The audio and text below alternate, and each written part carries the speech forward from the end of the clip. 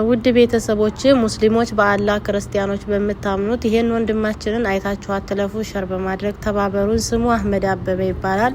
ተወልዶ ያደገው ደቡብ ወሎ ለጋምቦ ወረዳ ገነቴ ነው። የገነቴ ልጆች እንዲሁም መላው የኢትዮጵያ ሕዝብ ይሄንን ወንድማችን በመንችለው አቅም ከሞት እንታደገው። በዚህ መልኩ የሚሰቃየው ኩላሊቱ ፌል ሆኗል ተብሏል። በቅርብ ቀን ካልታከመ ወደ ካንሰር ይቀየርበታል ነው የተባለው ነው የሚሉት።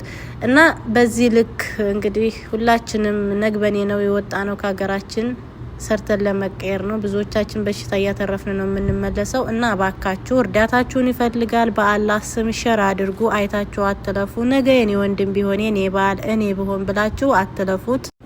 ቤተሰቦች ዛሬ አንድ ነገር ለኔ የመጣሁት ምክንያቱም እኔ ብሔርተኛም ዘረኛም አይደለሁም፣ ግን አንዳንድ ጊዜ ጎጠኛም አይደለሁም። አንዳንድ ጊዜ ግን እኔ እንደውም አሁን ባለሁበት ሰዓት ላይ ብዙ ሰው ጋር አገናኛለሁ፣ የብዙ ሰዎችን አንድነት አያለሁኝ። እኛ ግን ወደ ወሎ ያለን ሰዎች ቦረና፣ በተለይ ቦረና አካባቢ እኔ ቦረና ልጅ ነኝ።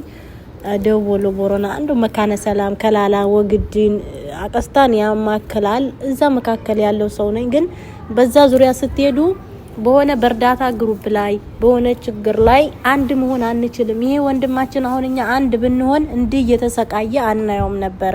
እና አባካችሁ ሰው ለመሆን እንሞክር። ሰው በቁሙ ነው። ሰው ከሞተ በኋላ ፎቶ እየለጠፉ ማላዘኑ ማፊ ፋይዳ። እንርዳ።